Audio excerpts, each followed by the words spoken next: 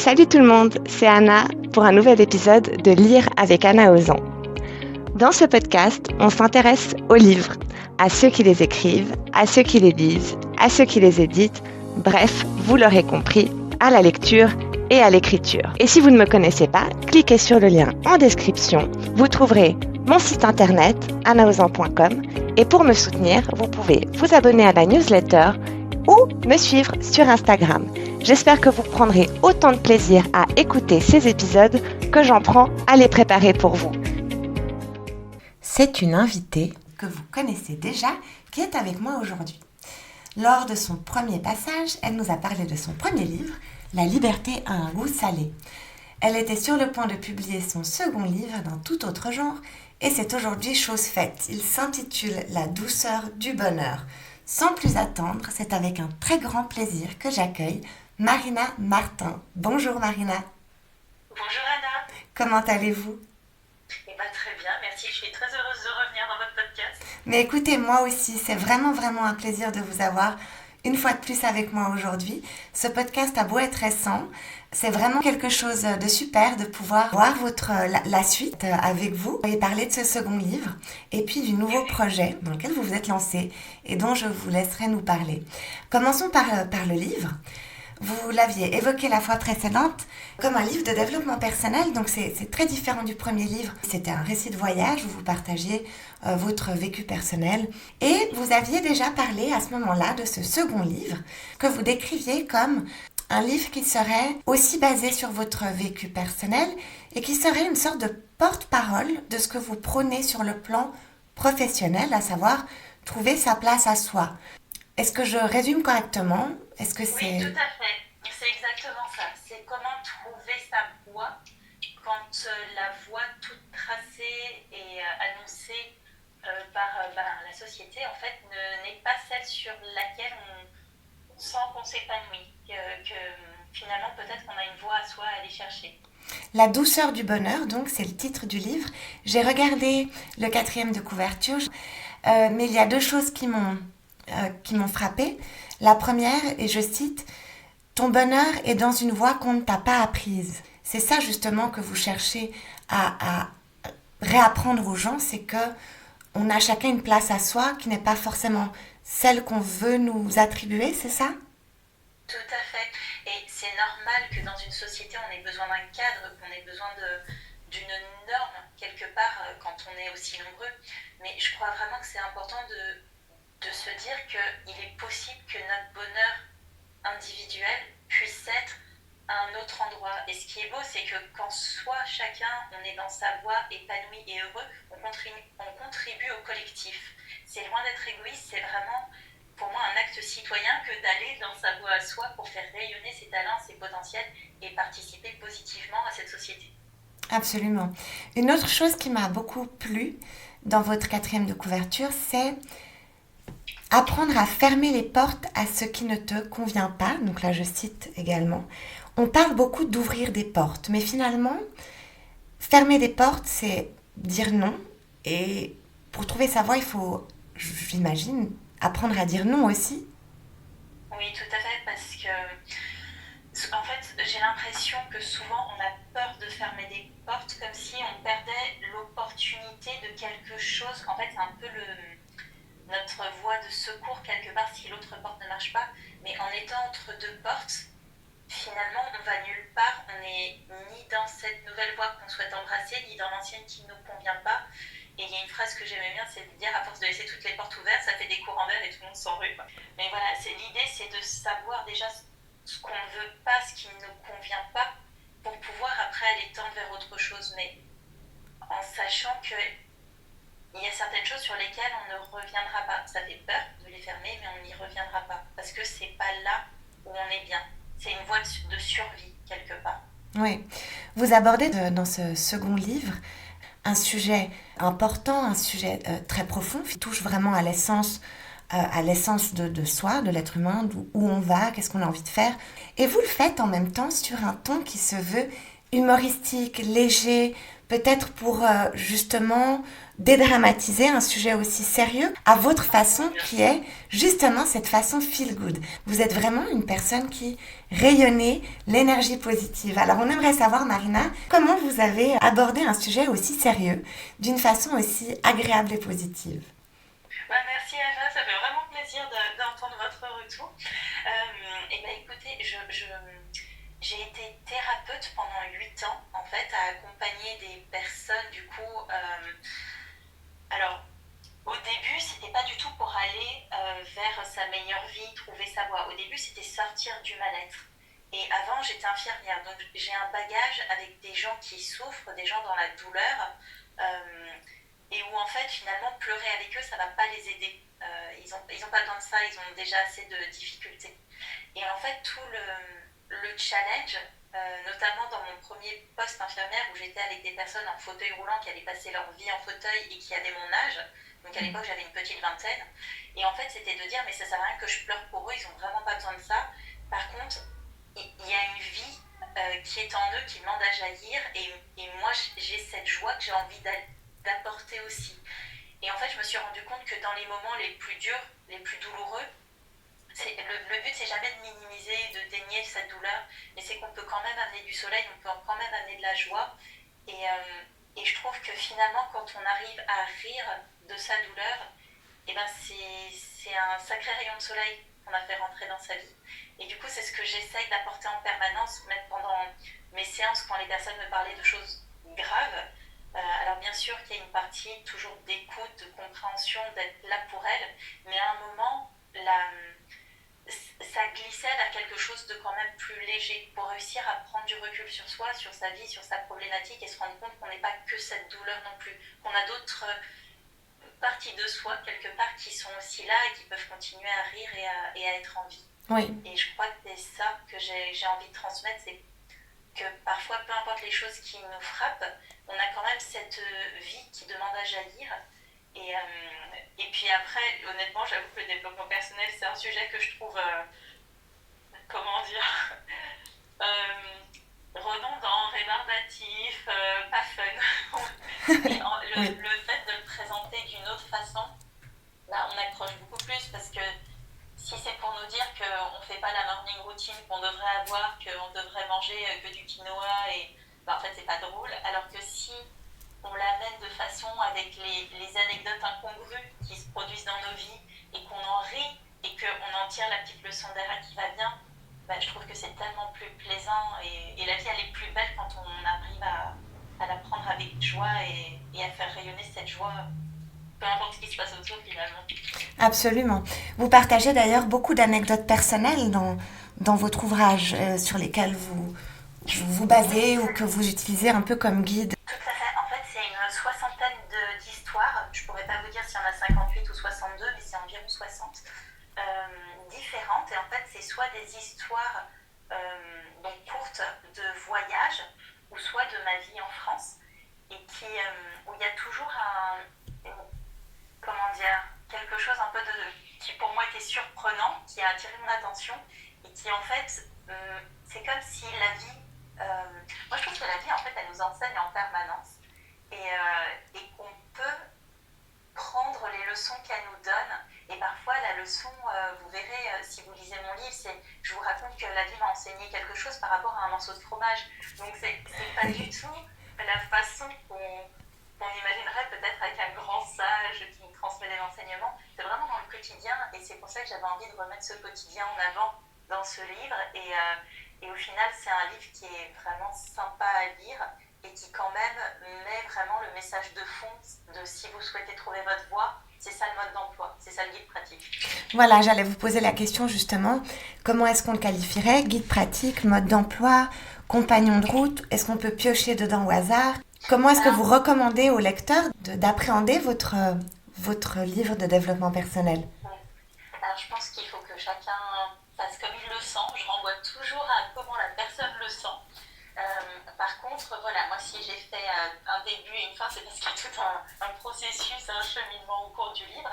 Donc c'est vrai que c'est plutôt sympa de le lire comme ça. Mais s'il y a d'autres personnes qui aiment bien piocher piocher à droite, à gauche et que ça leur convient, et ben c'est fantastique. Faut vraiment s'écouter. Avez-vous déjà eu des retours de lecteurs au sujet de votre second livre? Oui, tout à fait. Alors, je suis très contente parce que les retours sont vraiment positifs, autant sur le fait que ce soit drôle et décalé, donc plaisant à lire, que sur le fait que ça transmet aussi des messages profonds et que ce qui me touche, c'est vraiment la facilité de lecture que les gens ont et la facilité de compréhension des messages. Oui. Parce que vous m'aviez posé la question dans le premier podcast, à savoir si j'étais une grosse lectrice. Et honnêtement, moi, je suis lente à lire, je suis assez lente. Et pour moi, c'est très frustrant quand je commence un livre et que j'arrive pas à aller au bout. Soit parce que je comprends pas ce que l'auteur essaye de faire passer, soit que je rentre pas dans l'histoire, soit que ça me semble trop long. Les phrases, finalement, quand elles font 5 lignes, moi, je m'en sors pas, je les intègre pas. Et tout mon challenge, c'était de dire, transmettre un message par voie écrite, parce que j'aime beaucoup cette voix, mais d'une façon qui soit accessible aux personnes qui ne soient pas forcément des gros lecteurs. Alors les gros lecteurs s'y retrouvent aussi, mais vraiment c'est fluide, c'est accessible. Et du coup j'ai des très bons retours de gens qui l'ont lu en... Il y a une personne là qui l'a lu 2 fois en 3 jours, alors moi je suis scotchée. C'est 2 fois en 3 jours, ça me semble incroyable. Mais voilà, c'est vraiment une volonté de rendre accessible à tout niveau des notions profondes pour que chacun puisse se les approprier à sa façon. Et moi, c'est le genre de livre que j'aime avoir parce que du coup, je me sens à l'aise dans une lecture comme ça et je me sens aussi comprise et respectée dans le fait que j'aime pas aller chercher des mots en permanence dans le dictionnaire et en même temps, c'est toute une aventure où j'embarque les gens à chaque fois et où il y a encore beaucoup d'émotions. Et du coup, pour moi, j'ai réussi le pari que je m'étais fixé et c'est vraiment chouette d'avoir des retours qui me le confirment. C'est vraiment, ouais, c'est une vraie joie. Et puis, je vais dire le mot que je n'ai pas osé formuler tout à l'heure, mais je pense qu'on a le même. Honnêtement, le développement personnel, quand il est amené de façon très rigide, comme on le voit parfois, Oui. C'est chiant. Oui, effectivement. Et quand on a une difficulté dans nos vies, parce qu'on en a tous, c'est le principe de la vie, en fait, on apprend des choses, donc on va avoir des sujets sensibles, mais on n'a pas envie, en plus, de se rajouter quelque chose qui soit contraignant, alors qu'on a déjà une contrainte. Donc le but, c'est d'amener ça de façon la plus légère, et en même temps, le message est là, et honnêtement, pour voir autour de moi, mais dans mon métier, mais en tant que simplement humaine qui côtoie d'autres humains, il y a très peu de gens qui sont dans leur voie et qui sont à leur place et qui se sentent bien. La plupart ont juste pris une voie un peu automatique et c'est pour ça qu'il y a des crises. J'en parlais hier avec une personne sur les réseaux, la crise de la quarantaine. C'est pas juste à 40 ans, il y a une crise, c'est bien quelque chose, en fait, une pression qui à un moment relâche de dire j'ai pas vécu jusque-là, j'étouffe et je fous tout en l'air dans ma vie. Oui. Donc voilà, les signaux, ils sont vraiment là, c'est vraiment ce cadre qui était censé donner une structure, une voie, et c'est important d'avoir une structure. Donc on en a tous besoin en fait d'une structure d'une certaine façon. Par contre voilà, il faut pouvoir le remettre en question, après à dire est-ce que ça me convient à moi, ou est-ce que je peux composer avec, peut-être qu'il y a d'autres façons de faire. Et c'est là où du coup mon livre intervient pour proposer aux personnes qui ressentent qu'ils en sont à ce point dans leur vie, de trouver leur voie à eux, de trouver autre chose, parce que autre chose est possible. Et pour moi, c'est vraiment important de réaliser qu'il y a d'autres façons de vivre. Et c'est vraiment ce que je tiens à transmettre dans ce livre. On ferme des portes pour ouvrir des perspectives. Exactement. Et c'est parce qu'on ferme ces portes que des perspectives s'ouvrent. C'est ça qui est beau. C'est vrai que c'est terrifiant à chaque fois de faire le saut, de passer à autre chose, de dire que là je dis non sans garantie de ce qu'il y a derrière.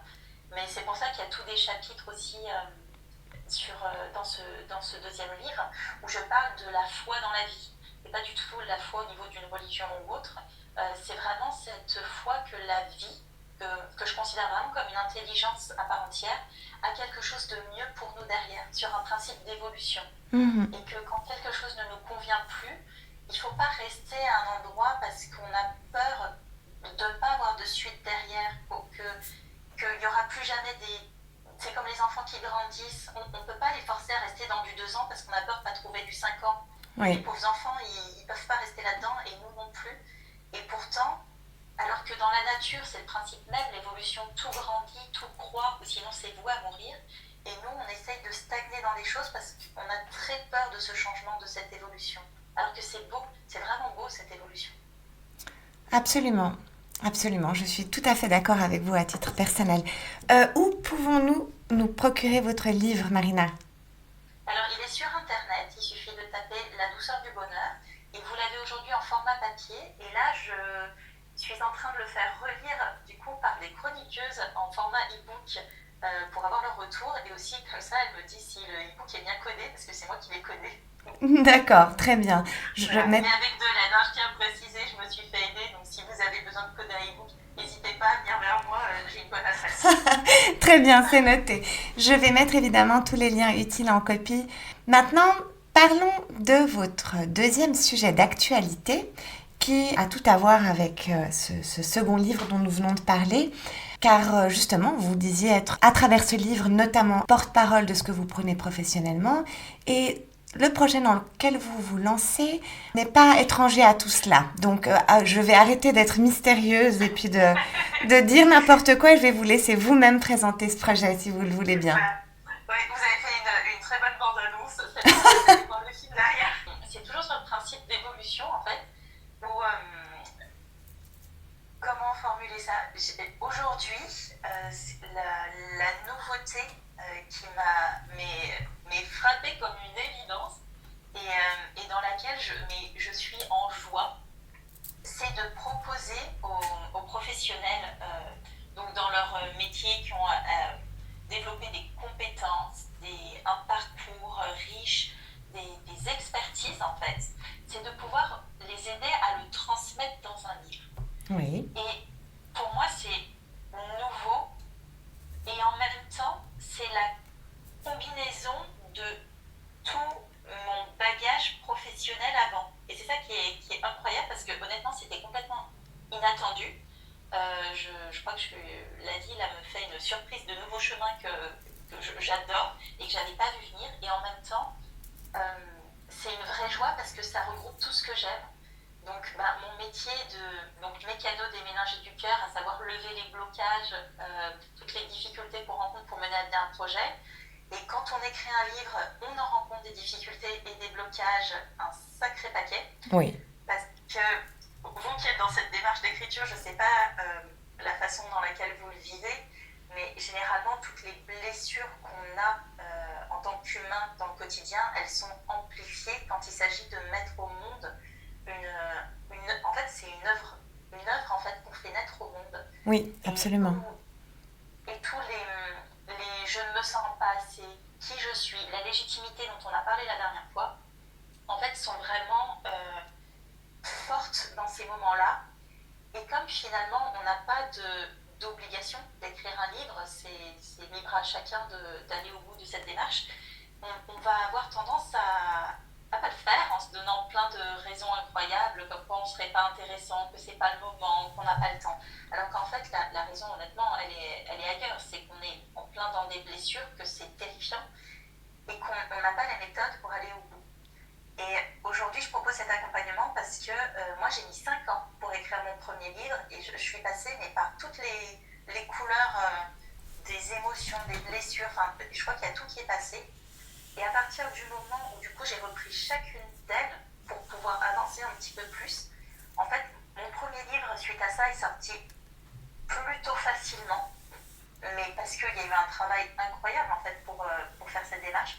Et le deuxième, alors ça a été d'une facilité déconcertante, où du coup je connaissais déjà les blocages qui pouvaient arriver, et quand ils arrivaient, du coup j'étais très sereine à pouvoir dire bon ça je connais déjà, c'est ok, je vais ressentir ça, mais peu importe en fait, c'est vraiment ok, je sais comment composer avec. Et en fait ce qui est rigolo, c'est que en ayant sorti ces 2 livres, du coup c'est un process que j'ai appris, et puis honnêtement je vous le disais la dernière fois, moi j'adore transmettre par écrit, je trouve que c'est une richesse ce qu'on a à transmettre, et l'écrit en garde une trace et donne un temps de réflexion de la façon en plus dont on souhaite le transmettre qui est vraiment incroyable, c'est une grande richesse. Et en plus avec l'auto-édition, on ouvre des portes encore plus grande. Oui. Donc voilà. Et ce qui est fou, c'est qu'un jour où j'allais poster sur un groupe d'auto-édité que j'avais trouvé sur Facebook, et je mettais juste un petit message en disant «Et coucou, ça va comment?» Enfin voilà, juste pour me présenter, mais vraiment très succinctement. Et en fait, j'ai eu plus de 1300 personnes qui ont réagi à ma publication. Donc moi, j'étais scotchée parce qu'on est quand même pas si nombreux voilà, sur ce groupe. Et j'ai eu beaucoup de messages de personnes qui me demandaient un retour sur leur travail, qui me disaient qu'elles bloquaient, qu'elles cherchaient une collaboration, qu'elles avaient laissé tomber. Et en fait, moi, je me suis retrouvée naturellement à conseiller, à apporter de l'aide, parce que c'est un parcours que je connaissais bien. Et à un moment, les fils, ils sont connectés entre eux, hein, de dire, mais en fait, j'adore tellement faire ça, que l'idée, ce serait de le proposer comme une activité à part entière. Alors, pas auprès de gens qui souhaitent écrire un roman, puisque ce n'est pas, c'est pas dans mes compétences, c'est pas ce que je sais faire. Par contre, au niveau d'une expertise à poser sur papier, avec tout le cheminement de ce qu'on souhaite transmettre, tout en le rendant intéressant et avec des règles de storytelling et d'écriture, et bien ça, oui, c'est avec joie, et c'est une évidence qui du coup fait une nouveauté et que j'adore. Honnêtement, j'adore. Et j'ai commencé à échanger avec des professionnels pour voir du coup quel était leur projet de mettre en livre leurs compétences. Et c'est incroyable parce qu'on s'enrichit autant à apprendre du métier de quelqu'un d'autre que de finalement les aider eux à coucher ce projet et cette expertise sur papier. Tout à fait. Il y a beaucoup de choses très intéressantes dans ce que... Tout était très intéressant dans ce que vous avez dit. Donc, ce que vous proposez, c'est un accompagnement en écriture pour les professionnels, donc comme vous le disiez, pas pour des romanciers. Mais par contre, vous ne proposez pas d'être écrivain fantôme. Je crois que c'est non, le titre. Je suis pas prête-plume, non, c'est ça. Prête-plume, voilà, je cherchais le titre, je connaissais seulement le très ancien titre. Prête-plume, d'accord, très bien. Donc c'est vraiment un accompagnement pratique que vous offrez à des professionnels qui voudraient parler justement de leur métier, partager une connaissance, compétence, expérience, mais qui ne savent pas comment le faire. Voilà, et c'est vraiment, du coup, le titre de ce que je propose, c'est une expertise égale un livre. Parce que c'est tellement riche, en fait, ce que chacun va développer. On va chacun, en fonction de nos rencontres, parcours, on va développer des compétences dans un domaine. Et je trouve ça tellement important de pouvoir le transmettre et le rendre accessible, autant pour pouvoir diffuser un message à ceux qui en ont besoin, et aussi pour que ces personnes qui cherchent ce message puissent nous trouver, parce qu'aujourd'hui, c'est quand même... il y a tellement d'offres qu'on peut avoir des gens qui nous correspondent dans ce qu'on cherche vraiment. Et du coup, ça fait aussi une mise en lien qui est très importante. Et ouais, c'est une vraie richesse. Et surtout, quand on est professionnel compétent dans un domaine, on n'a pas forcément l'écriture qui va avec. Moi, j'ai pas de bagage littéraire à la base, j'ai pas fait d'études en ce sens. Oui. Et du coup, j'ai dû apprendre sur le tas, de dire comment on fait pour que ce soit intéressant, quelles sont les règles pour pas endormir un lecteur et que les gens ils passent à la page d'après. Et ce qui me fait dire que j'ai réussi, c'est que c'est les retours de lecture. En fait, les gens sont enthousiastes, lisent vite, ont du mal à raccrocher. Et pour moi, ça veut dire que ça peut s'apprendre et que ça peut se transmettre. Donc c'est vraiment cette nouvelle voie. Et la nuance aussi que je rajoute, au-delà des professionnels, c'est que parfois on a des personnes dans un vécu qui ont développé une compétence, alors c'est pas leur boulot, mais parfois une douleur chronique qui a fait aller rechercher beaucoup de choses, font que ces personnes ont développé une expertise dans un domaine. Et ces personnes-là aussi, c'est de la même façon, les accompagner à transmettre en fait cette expertise qu'elles ont développée. D'accord, oui, tout à fait. Pour revenir à vous, donc second livre publié, vous avez ce nouveau projet d'accompagnement en écriture. Votre premier livre qui était en phase de traduction lors du premier épisode arrive au bout de la traduction, si j'ai bien compris. Alors ma traductrice a fini toute la traduction, donc c'était c'était un travail énorme et ça se passe dans une collaboration qui est mais fluide, drôle, enfin c'est fantastique. Je ne sais pas si vous avez vu, elle relaie même des stories où elle est à ski avec mon livre, enfin elle est géniale. C'est vraiment dans la joie en fait cette collaboration. Et là du coup c'est à moi de relire tout le livre pour faire les annotations donc en langue anglaise. Donc moi ça me prend du temps parce que déjà que je suis pas très rapide en langue française, mais alors là c'est vraiment m'approprier le nouveau texte parce que c'est vraiment un travail d'artiste aussi, hein, ce qu'elle fait, de pouvoir garder des subtilités, des jeux de mots dans une autre langue. C'est pour ça au début on avait un peu de mal parfois à s'accorder, de dire attends là je comprends pas trop pourquoi la phrase est plus à la forme passive mais qu'il y a un sujet incarné. Enfin, Oui. en fait de comprendre que la langue anglaise ne fonctionne pas comme ça à l'écrit. Et du coup on a corrigé déjà la moitié, on a revu la moitié du bouquin, donc ça fait 160 pages à peu près. Oui. Où on a fait 500 modifications, donc c'était un travail très conséquent encore. Et là, on a attaqué la deuxième partie du livre. Et du coup, on s'est fait les premiers échanges ce matin, juste avant votre podcast. Donc ça avance, ça avance. Ça avance, c'est formidable. Et en termes d'écriture, alors Marina, vous avez d'autres projets d'écriture pour vous-même, j'entends, pas en tant qu'accompagnatrice, mais j'imagine que vous fourmillez d'idées, d'inspiration. Vous avez des projets en cours? Tout à fait. Alors, bon, là, je suis toujours sur la relecture de traduction qui prend quand même du temps et j'aimerais que ce projet finisse pour passer sereinement au suivant. Bien sûr. Mais j'ai d'autres livres en cours d'écriture j'ai pas encore décidé. En fait, comment dire, j'ai une pensée en arborescence, donc j'ai tendance à avoir beaucoup d'idées à l'heure, vraiment beaucoup d'idées. C'est vrai que si j'étais rémunérée pour mes idées, je pense que j'aurais plus besoin de travailler. donc du coup, j'ai un fonctionnement pour ne pas perdre ces idées, parce qu'on en a parlé tout à l'heure, c'est vous qui l'avez mentionné, un peu ce moment de blocage quand on écrit, un peu de ne pas savoir quoi écrire ou autre. Bon, moi je pars du principe qu'il y a des stratégies rédactionnelles pour ça qui aident grandement, et notamment de saisir ces idées quand elles sont là. Donc moi, à chaque fois que j'ai une idée, je la note et j'ai plusieurs dossiers de livres ouverts où j'ajoute les idées à chaque fois qu'elles sont là. Donc j'ai 8 livres en cours. pour Ah oui. Voilà. Et quand un livre commence à être assez étoffé et m'attire un peu plus, c'est là où je vais aller dessus pour pouvoir le mettre en forme, à aller vraiment là sur plus une pensée en arborescence, mais une pensée linéaire pour aller du début à la fin et en faire de pouvoir faire une transmission à travers ce livre.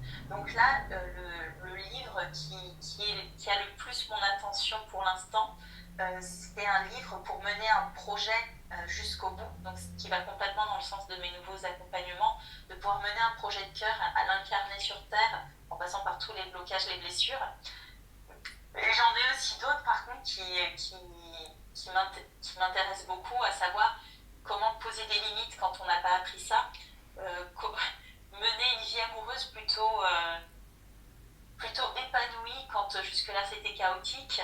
Ça va être aussi tout ce qui va être la confiance en soi et l'estime de soi. Donc en fait, j'ai plusieurs livres en cours et voilà, c'est à venir. C'est formidable. Et puis c'est vraiment mon métier qui s'exprime, mais ce que je trouve qui est intéressant, c'est toujours de le faire à travers sa vision et son parcours, parce que d'un coup, le message devient unique, même si ça a été dit et redit de plein de façons, parce que vraiment aujourd'hui, tout est dit, redit et largement médiatisé pour qu'on puisse trouver l'info partout, mais ça apporte une touche vraiment personnelle, et si on résonne avec l'énergie de l'auteur qui incarne son message, en fait, ça va être des lectures fantastiques qui vont nous toucher beaucoup plus qu'un guide sans cette vibration qui nous correspond. Donc c'est ça que j'essaye de mélanger. Vous prêchez une convaincue. Vous disiez d'ailleurs dans le premier épisode que finalement, il y a la théorie, mais le vécu est incontestable, et c'est ça qui viendra amener de la dimension. Ça enrichit. Voilà, oui. Écoutez, c'est formidable. Je suis vraiment très heureuse d'apprendre tout ça, de savoir que vous continuez à écrire et que les étoiles se sont alignées de sorte à vous mener dans ce projet d'accompagnement en écriture qui manifestement vous passionne et qui, je pense, sera du coup passionnant. Merci Anna. Bah écoutez, c'est les étoiles qui montrent des belles destinations et c'est vraiment chouette de les suivre. Ouais. Je répète que je mettrai en commentaire de cet épisode les liens utiles pour vous joindre, pour commander vos livres, etc. Et puis, qui sait, c'était votre deuxième passage, c'est pas le dernier. Oui, et ben on se dit à bientôt. Alors, c'est pas un revoir, c'est un bientôt. Exactement. Merci, à bientôt Marina.